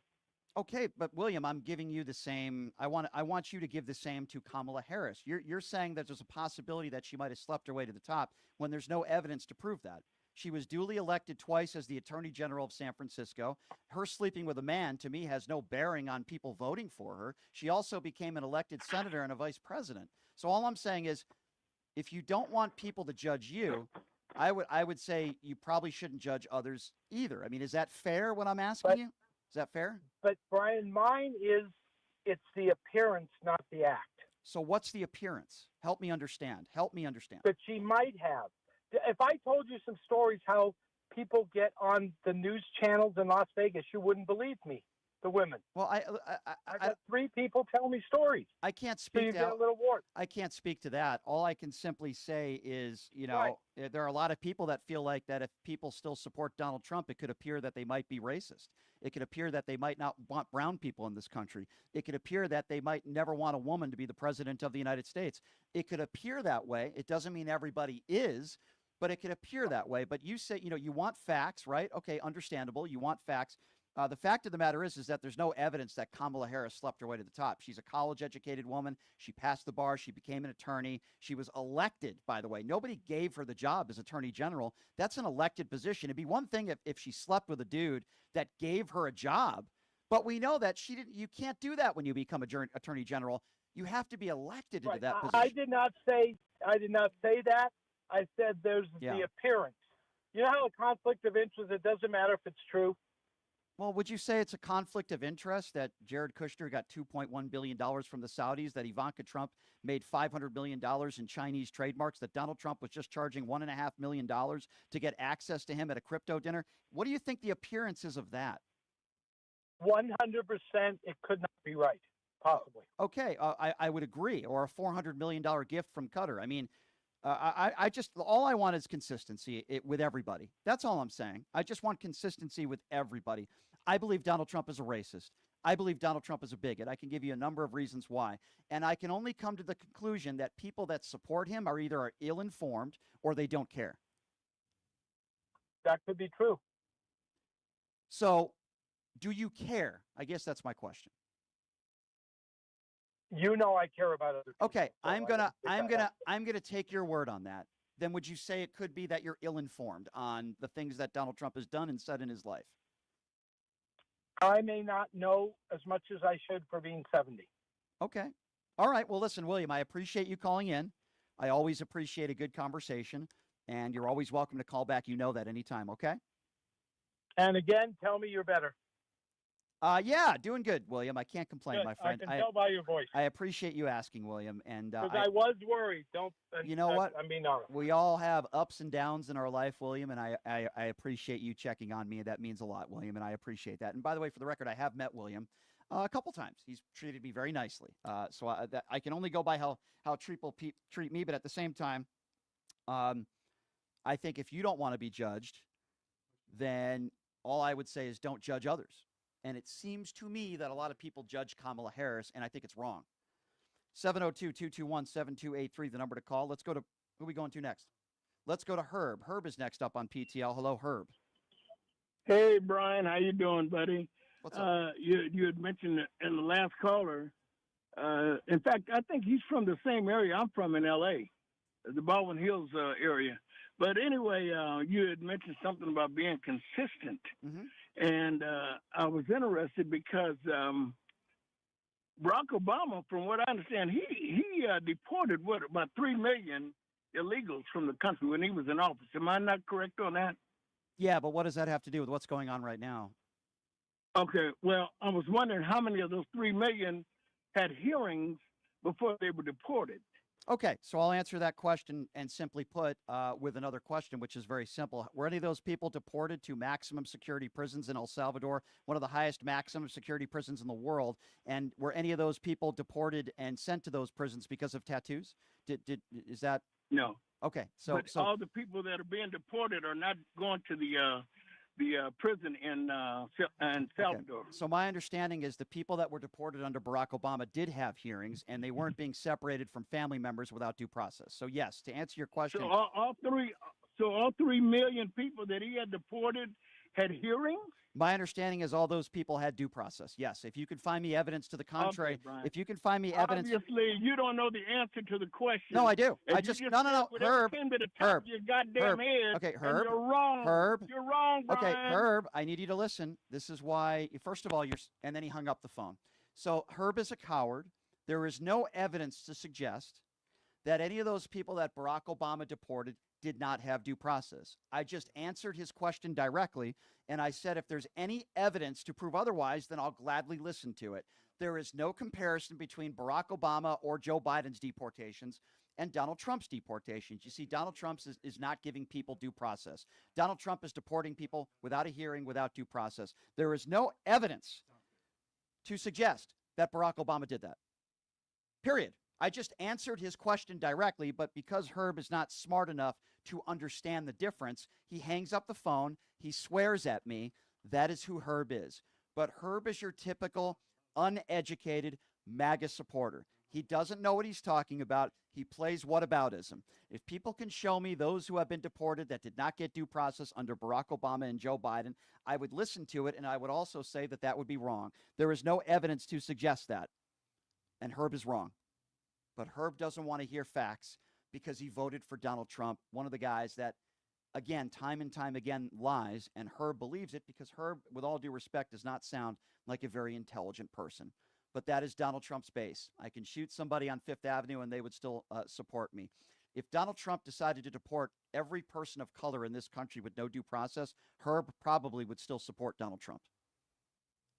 702-221-7283. Uh-oh, let's go to Darlene. She has the right to defend herself. Hi, Darlene. Brian, William. What am I going to say about this? How can you say anything about me when you support that creep in the White House? Tell me. I hurt your little feelings. Well, I'm so sorry. Because it had nothing to do with Brian. It was me. But please tell me, how can you support Donald Trump? He's a hell of a lot worse than I am. But yet, you just have one excuse after another why you like him. And then when it comes to the Kamala, you said every single thing except the word black.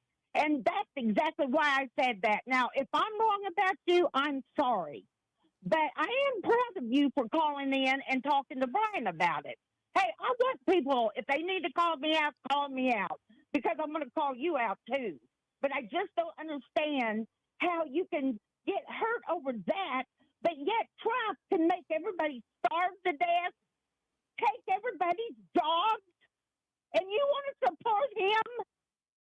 Somebody please tell me what the hell is wrong with this country. I think there's a lot wrong with this country. There's a lot of people that are very ill-informed, uneducated, and I think there's a lot of people that simply don't care if Donald Trump attacks minorities, if Donald Trump attacks women on looks, if Donald Trump attacks Gold Star families, calls our brave men and women suckers and losers, Darlene, and you always have the right to call in and defend yourself, and you always have the right to have a platform on this show, as I would say for anybody, Darlene, and we love you, and we appreciate you calling in. 702-221-7283 is the number to call. Let's go to Bruce. Bruce is next up on PTL. Hey, Bruce, what's going on, man? Hey, how are you? Hey. Nice to have me on the show again. Sure. There's one quick thing, just a stupid joke, but then I wanted to talk about some serious things. I think MAGA stands for my awesome gains, austerity for everybody else. Yeah, there you go. I mean, when he's talking about rationing dolls, that's just crazy. Yeah, that is a little strange. Somebody also said last week whether capitalism is good or bad. I believe capitalism is good, but without some restrictions, it will destroy itself. And people will be in the situation that they are in now. Yeah. Yeah. I mean, some things are just sole source. I mean, energy, hydro, stuff like that. And when you have a monopoly, it's open to abuse. No question, especially when you give somebody, the authority to be above the law. That's basically what the Supreme Court ruled upon with immunity. And Donald Trump is acting like a mob boss. He's the gangster. And we have Tony Soprano running the country. In fact, I'd rather have the late James Gandolfini running the country than Donald Trump, quite frankly. Yeah, and the White House has turned into a giant pyramid scheme. Absolutely. When it comes, can you imagine for a moment, sir, just imagine for a moment if when Joe Biden was president, he started this crypto scandal where his family was enriched by billions of dollars. Imagine what MAGA Republicans would be saying. They would be losing their mind. They're still angry that Hunter Biden was selling paintings. But yet, if Donald Trump runs a crypto scheme or a Ponzi scheme or whatever you want to call it, they're totally okay with that. And Caroline Leavitt's excuse is, well, this was on his private time. I mean, you can't make this stuff up.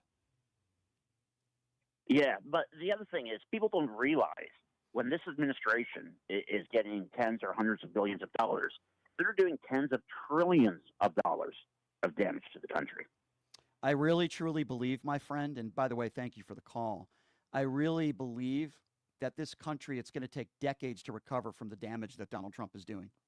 I really feel that way. 702-221-7283. Rebecca is next on PTL. Hey, Rebecca, what's going on? Brian, I stand behind Darlene 100%. And for a fact, William, he is a hypocrite, he is prejudiced, and he's sexist towards women. Well, you know what William would say? You're entitled to your opinions.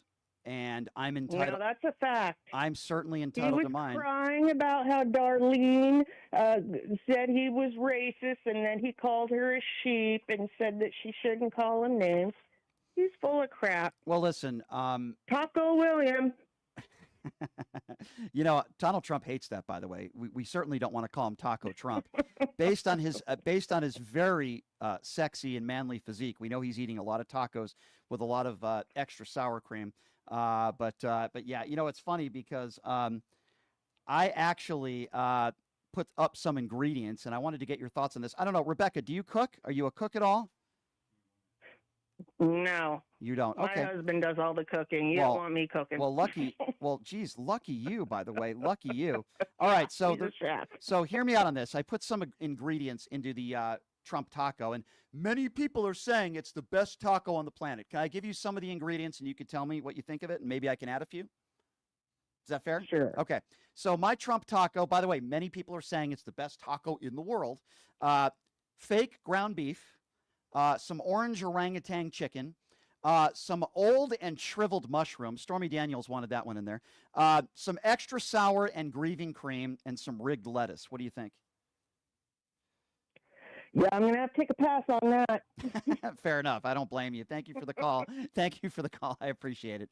I personally like the old and shriveled mushrooms. You know, I know a lot of women love that ingredient as well. 702-221-7283. Let's go to Sue. Sue is next up on PTL. Hey, Sue, what's going on? Is that me? Yes, that is you, Sue. How are you? What's going on? Well, I am an actual boomer. I am 74 and have lived an awful lot of life. Raised four sons, and grew up in New York City, where Trump was never somebody who anybody had any faith in. But have lived enough life to remember being a child and going to playgrounds where the water coolers said whites only. And then lived through the Cuban Missile Crisis, lived through the JFK assassination, lived through Nixon, lived through Iran-Contra, lived through all of that nonsense, and it was mostly nonsense. But with time, what you start seeing is that life is a sine wave. And we're at the bottom pit of the sine wave right now, as low as I've ever seen it. But I don't have that many years left at my age. And I truly believe that it's going to go back up. It's got to. Well, I have that. I hope so. I have that much faith in people. Well, I hope so, my dear. And here's my feeling, and I agree with a lot of what you just said. I just feel like we've taken a couple steps backwards. And I'm not even talking about like the economy or policy stuff. I think as a country, we've taken a couple steps back in the last 7 or 8 years. I think COVID really separated us, and sadly it became political. Why? Because Donald Trump and MAGA Republicans decided to make it political. But I just feel like from a standpoint of religion, race relations, what the color of your skin is, what your sexuality is, I feel like we've gone back 30 or 40 years. And a lot of that, to me, is because of Donald Trump. I really put a lot of that weight on Donald Trump. And it's a lot of weight, by the way. And I'll tell you something, it's not 239 pounds. I think you got to add 30 or 40 pounds to that. But that's another story for another show. Yeah. But I agree with you. Listen, I hope you're right. And I'd like to think the good of humanity will win. I just think it's going to take a lot of time to rebound from so many idiots in this country that are brainwashed by this despicable turd. So many morons in this country that are filled with hate in their heart, quite frankly. I think that there are two things that drive me crazy: people who are cheap and people who are stupid. Yeah. And I think there are far too many stupid people in Washington right now. I think either that or they're cowards. I think I agree. You know what I mean? I agree with you, but I think there are a lot of stupid people all over the country that voted for this guy. Yeah, yeah. I mean, yeah. there's a lot of stupid people across the country that still think he's doing a great job. They're very dumb, and they listen to the right-wing echo chamber radio, because that's really what it is. These people are so bad. I mean, there are people in this town that have like 5 listeners, and all they do is spew right-wing talking points, and they never debate or interview people on the other side. And on a national stage, what cowards. The Sean Hannitys of the world, the Mark Levins of the world. When was the last time Laura Ingraham interviewed a liberal? When was the last time a Sean Hannity or a Tucker Carlson? Well, these people, they don't interview people that they disagree with. If you listen to that idiot, and by the way, Mark Levin is a despicable human being. He's an idiot. I want to talk about the Constitution. Are you a liberal? When was the last time? When Mark Levin does a show, he interviews Stephen Miller and one of the Trump sons, Uday and Kusei. Mark Levin is not smart enough to debate people that disagree with him. Mark Levin doesn't have the wherewithal or the intelligence to be able to do that. They are all cowards. That's what they do. So next time you listen to a Mark Levin or a right-wing turd doing a radio show, ask yourself a question. When was the last time they had a 30-minute debate or even a 15-minute debate with somebody that they disagree with? They don't, because they're cowards. That's why. Well, that's one of the reasons why I'm so interested in the Charlie Kirk thing that he does, where he stands there up against 20 or 30 people. Right, but here's the problem with that. Here's the problem with that. Number one, he's getting paid a lot of money to do it. Number two, these, all due respect to them, 18, 19, 20-year-old liberals. Why won't he do a long-form debate on a regular basis with a far left-leaning politician or media pundit? Why won't he do that? I'll tell you why. Because he's not very smart. Charlie Kirk is an uneducated guy who's made a living doing what he does, and that's spreading right-wing talking points, because there's a lot of white supremacists that support him because he's a white supremacist sympathizer. Charlie Kirk and Ben Shapiro. People want to say, well, that Ben Shapiro is a really smart guy. Really? When was the last time he did a one-hour debate with somebody that really disagrees with him that's a pundit out there? I mean, maybe a few here and there, but they dodge people like that. They don't want to debate people like that. Charlie Kirk, Ben Shapiro, Mark Levin, Matt Walsh. When was the last time Matt Walsh, other than allowing a liberal at a college campus to ask him one question, when was the last time a Matt Walsh actually spoke to somebody with intelligence that was in their 30s or 40s or 50s or 60s that's a staunch liberal? They don't do this sort of thing, and the reason why they don't do it is because they're cowards and they don't want debate. That's why. It's just, I think the reason that I like that round table thing with the young is that I really believe that the young ones are going to be the ones that fix things and, get out and vote and think about what they're voting. I hope so. Again, I was in college from 68 to 72. Yep. You've got to remember that was the peak of the Vietnam War. Right. And we shut down all the colleges in this country in 1970 because we thought it was the stupidest thing that was going on. I had 13, when it was boys and girls dorms, I had 13 girls on my floor. Only 4 of our brothers, boyfriends, husbands, whatever, came back. Out of 13, only 4 came back. I'm so sorry. It was the height of that time. And we, as the young, we stopped it. We stopped it. And that's, my sons are all in their late 30s and early 40s. Yeah. And they have all been raised to believe that it doesn't matter what somebody says, show me, prove it to me. Right. Give me facts. And I don't know. I think that's what a lot of these people can't do. A lot of them can't give you facts. You're right. A lot of them can't, my dear. But you make a good point, and I do think these young roundtables are a good thing, so I certainly agree with you. All I'm simply saying is a lot of these right-wing pundits are not doing long-form debates or interviews or whatever you'd call it with people that disagree with them. They just don't do it because they're cowards, and they don't want to be challenged in any way, shape, or form. Charlie Kirk going to college campuses and getting paid to do 2 minutes with a bunch of 18, 19, 20-year-old liberals is not a challenge, in my personal opinion, because he's a coward. Thank you for the call. 702-221-7283. Let's go to Shelley. Shelley's next on PTL. Hello, Shelley. Hey, Brian. A couple of things, and I'll hang up. I know it's getting late. Dan Bongino, does he not know that there's probably classified documents in the DOJ that Comey couldn't take with him like Trump did? And then when it comes to people like William, and I'll take your word for it, that he's a good person. But people like that cannot stand a woman with power or influence. They have to have slipped their way to the top. And this is what we were talking about, I think, earlier in the week. They should start out slow.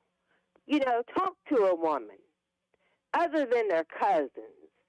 And then they can probably stay out of furniture stores vancing the couches, okay? And I'll let you go. Well, keep those couches away from J.D. Vance, Shelley. All right, honey. I Thank appreciate you. your call. Thank you so much. I appreciate you, Shelley. 702-221-7283, the number to call. Kowalski is next up on PTL. What's up, Kowalski? How you doing there, Super Soul? Hey, good. What's up, man? I heard you had a recipe for tacos, so I'll give you my Don Taco. Okay, let's First, hear it. you need some good walking shoes, right? Because you're gonna need to walk around and collect about 239 pounds of horse pucky, right? Now you're gonna put that all inside of a soft shell, and you're gonna smother this sucker all in weak sauce, right? Now wrap it up and dip it in the cheapest cheese sauce you can find. Don Taco. I like it. The Don Taco. I like it. Very soft, according to Stormy But Daniels. anyways, very I soft. did want to say something important. Yes. And that's that all modern prisons have redundancies with video cameras. So if the FBI guy said, we got this one camera that shows everything, but it shows nothing, it means that they're hiding something from you. So either somebody needs to put up a report and a massive investigation as to why that other camera did not have the appropriate angle on the scene with that high priority of a prisoner in place, or they need to find where that video is. I want to remind everybody that Jeffrey Epstein either committed suicide or was murdered under the Trump administration. I'm just throwing that out there. That's all. Right. But what I'm saying is there is redundancy. So if they're just saying, oh, we got this one camera, they're already lying. Well, all I can say is Mark Epstein, Jeffrey Epstein's brother, came on, and certainly that's what he believes. He believes Bill Barr is covering something up. Again, Bill Barr worked for Donald Trump. He didn't rule out the fact that, Trump or somebody in his administration could allegedly have been involved. And Mark Epstein told me that he's not getting answers, and he has never received answers to all of those, what I believe to be very legitimate questions. Because they're hiding it all. Agree. I don't disagree with you. I'm not a conspiracy theorist, but I don't disagree with you. Why have they not released the Epstein files? Very interesting. I wonder why. What happened, Pam Bondi? Are you going to blame the deep state? 702-221-7283, the number to call. Let's go to Keith. Keith is next up on PTL. Hey, Keith, what's going on? Hey, Brian. Wow. 2 orange taco eaters in a row. Wow. I just thought you might be interested to know that Jesse served in the Marine Corps with bone spurs. I did not know that. I did not know that. Yeah, he said that on one of his segments that I happened to catch a while back, that he actually had bone spurs while he served. And it made me think about when I took my entrance exam when I went in the Army, and they told me I was colorblind, but they didn't turn me away. Yeah, well, you know what? Jesse will be back on the show, and I'll definitely talk to him and ask him about that. But Jesse's a really good dude. I really enjoyed talking to him. Yeah, he is. I really like his stuff. I was glad you had him on there. I'm sure it was hard for him to hold his tongue because on his segments he's a little bit more than PG-13. Yeah, I'm on the tricky thing about this, and some people might not know this. I'm on the radio, so when I also do what Jesse does, right? I'm on all the social media, the biggest platforms you can find, but obviously being on the radio, we do have some rules and regulations that we have to abide to. I say unfortunately. I know. I worked in radio back in the late '80s. I worked in radio, so I know all about the FCC thing. Yeah. As far as holding your tongue and stuff, but it was good to see him on your show. I appreciate you having him on there. Sure. And I'm looking forward to seeing Enrico, who won't have me on his show tomorrow. I don't know why, but he's doing my show again tomorrow, so we'll. It's I'm very disturbed. He had our friend Pam Hemphill on his show, and he ambushed her with Zach Reel, and I've been trying to get back on there to avenge her in a way. Yep, Pam. And I told you this before. I harass them. I'm like your friend Ryan Shedd. I harass the MAGAs over there on Twitter, and. I don't know if it's my name because the name I use on Twitter is MAGA's Nightmare. I don't know if that scares him or maybe he's scared of me. I don't know. But who knows? Who knows? But I can tell you one thing, and thank you, by the way, for the call, Kowalski. I appreciate you. So, there are some people that don't want to listen to people they despise. And there's a lot of people that ask me, why do you have Enrique Tarrio on the show? It'd be the same reason why I would have Donald Trump on the show. I don't like Enrique Tarrio. I don't like what he stands for. I don't like his actions. I don't like what he did. But it's important to expose and debate and confront people that we dislike and people that we disagree with. Never will I ever say, if somebody's a prominent figure, even though we might not like them, but if they're a name that people know, never will I ever say, I'm not going to interview that person and I'm not going to debate that person because I disagree with them or I think they're a terrible human being. It's important to expose that. And I think that's one of the reasons why Kamala Harris didn't win. It's not her fault. But I think it's important to confront people on Fox News. I think it's important to confront people that we disagree with. Doesn't mean we always have to call people names. I do that sometimes. But I can understand why there's a lot of people that don't want to hear from people they disagree with. But I also think it's important to expose these people, to confront these people. And when I see people that I disagree with that always do interviews on Fox News or Newsmax or OAN, I get very frustrated because I would want to confront them and ask them questions. And that's what I will do tomorrow. And I will not change what I do. Now, people have a decision to make. If you just want me to interview people that you agree with, then maybe this show is not for you. Sometimes I interview people that I agree with. Sometimes I interview politicians that I agree with. I'd rather interview people that I disagree with. Number one, I think it's better radio. Number two, I think you can actually get something out of it because they can be exposed for who they are. I had Caroline Leavitt on this show a few months back. Robert F. Kennedy Jr. did my show. I've had, Vivek Ramaswamy's done my show. I've had some pretty big names on the right that have done my show before. Now, sometimes they don't want to come back on because they don't want to be challenged. But that will not stop me from continuing to seek out these people to challenge them on a regular basis. Now, why am I having Enrique Tarrio on the show tomorrow? He was gloating and he seemed to be happy when the announcement was made that Joe Biden has cancer. I've had debates with Enrique about January 6th. Tomorrow's not about that. There is no excuse for anybody to be happy that Joe Biden has cancer or to attack his family. Enrique is one of those people, and I am going to confront him on that. And he has agreed to come on to talk about that because I think it's wrong. And that's why I'm having him on the show tomorrow. Not to promote the Proud Boys, not to promote his agenda, but to try to figure out why he would promote a decent man having cancer. Now, I know what Enrique is going to say. He's going to say, well, his DOJ prosecuted me. His DOJ also prosecuted Hunter Biden, so that's not an excuse. I want to know why he has so much hatred in his heart, and we're going to try to find that out tomorrow. 702-221-7283, the number to call if you want to be a part of the conversation. Who do we have next on the show? I believe we have Ricardo. Ricardo is next up. Hey, Ricardo, what's going on? Hi, how you doing, Brian? Listen, man, I don't know how to start, but listen, your show is great, outstanding, and I love it, and I watch it all the time. Thank you. Well, I think you correct me if I'm wrong. I think you're wasting your time talking to people because whatever happened in the election, it wasn't a win for Trump. We know that he cheated, okay? And it's not only that. My point is this.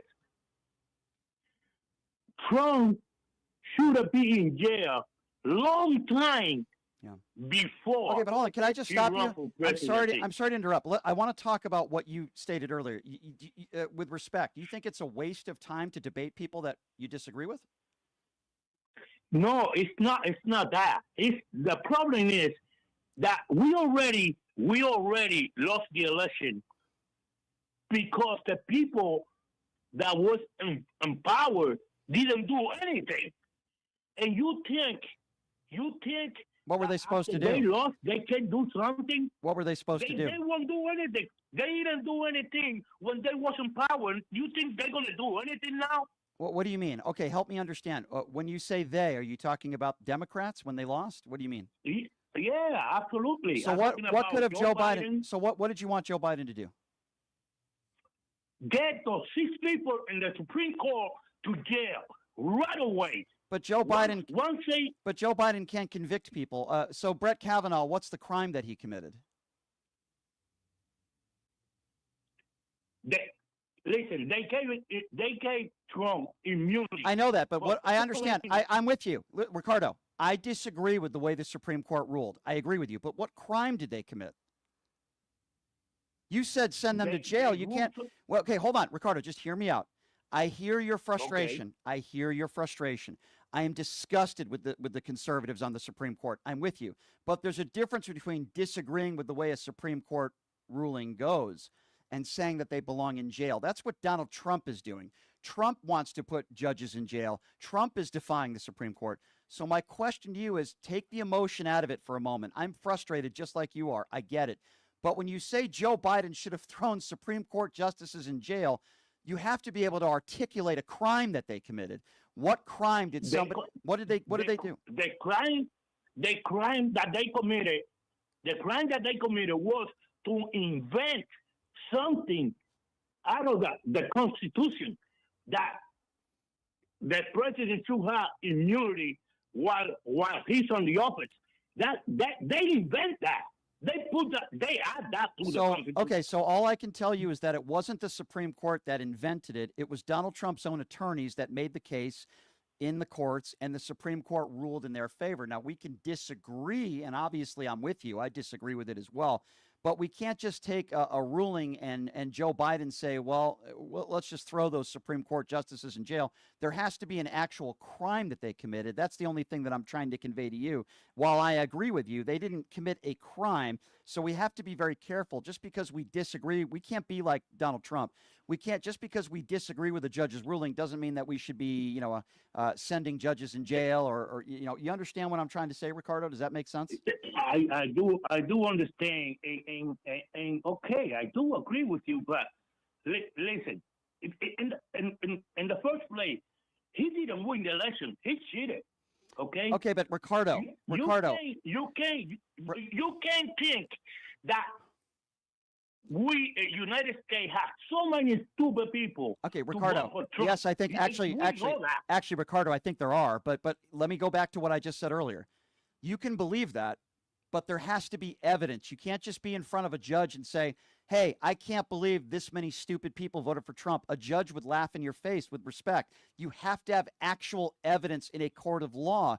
And I haven't seen anybody bring any real evidence that Donald Trump cheated. Well, see, but you are a little lost, because I read so many intelligent people that have proof, and they sent a letter to Kamala Harris to act, and they didn't do What anything. proof, though? What proof? I haven't seen anything. What proof?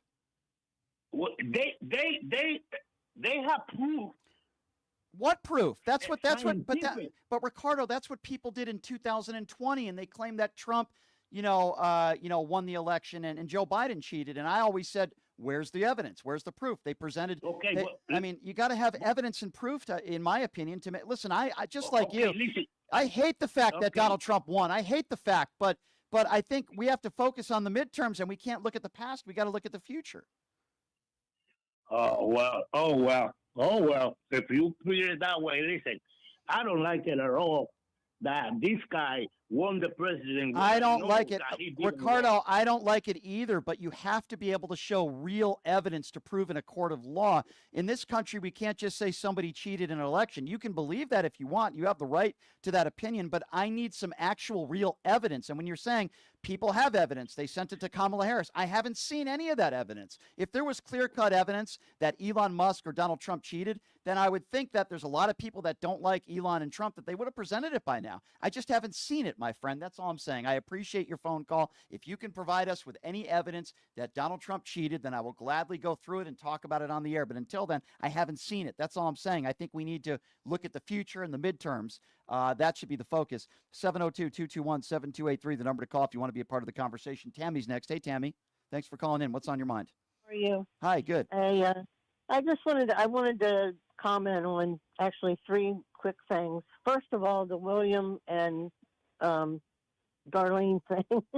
He might be a really nice man and all, but he's being a hypocrite towards her, because he's saying that he bases opinions and people should base their opinions on appearances, because it appeared that, Kamala / slept her way to the top and all. But yeah, he's not allowing Darlene to have her opinion based on the fact that he still supports Trump. So, you know, anybody who could still support Trump, to me, has to be a bit racist. So, you know, sorry, William, I got to take Darlene's side here. I can understand, my dear, why a lot of people feel that way. I can understand why a lot of people think that if you still support Donald Trump now, that you might be a racist. I can totally understand why people feel that way. So, as I mentioned, ladies and gentlemen, tomorrow on the show, the leader of the Proud Boys, Enrique Tarrio, is going to be joining us. He seems to be happy that Joe Biden has cancer, so I have a bone to pick with him. The beautiful and talented Nicole Mitchell will be joining us in hour number 2 tomorrow. You're certainly not going to want to miss that. JoJo from Jers is going to be, Joanna Carducci is going to be joining us on Monday, and some more special guests. Obviously, I really enjoy, and I wanted to thank Jesse Dollamore for joining us on the program today, and Jeffrey Epstein's brother. We had an exclusive interview with Mark Epstein. He joined us on the show today. We're going to put pieces of that interview up on our YouTube page a little bit later today. By the way, the YouTube page is ever so growing. We're probably going to pass 115,000 subscribers by the end of the day today. We thank you for that. Anybody out there that wants to support what we do, I always say this, you know, we run an independently owned radio show. We rely on good people like you to help support what we do. How can you do that? Besides going into the YouTube Super Chat, also pushingthelimits.live. On pushingthelimits.live, we sell merchandise, shirts, hats, beanies, mugs, you name it, we sell it on there. You could also make a monthly donation. Pushingthelimits.live. Doesn't matter if it's $5, $10, $20 a month. We appreciate your support. Keep up the likes on social media. Please be interactive on social media. We want your comments. We want your likes. That helps us on our social media platforms, especially YouTube. We will see you tomorrow, ladies and gentlemen. Same time, same place. Have a great day, everybody. PTL Nation. Hey, everybody, are you struggling to find a pizza place that reminds you of Brooklyn? That true blue New York style pie? Well, worry no more. Stallone's Italian Eatery Pizza is a knockout. We're located at 467 East Silverado Ranch Boulevard, just off of Premium Road, half a mile east of South Point Casino, just minutes from the Las Vegas Strip. Come by and grab a slice of pie. Plus, check out our Brooklyn-inspired Italian cuisine. Our sandwiches are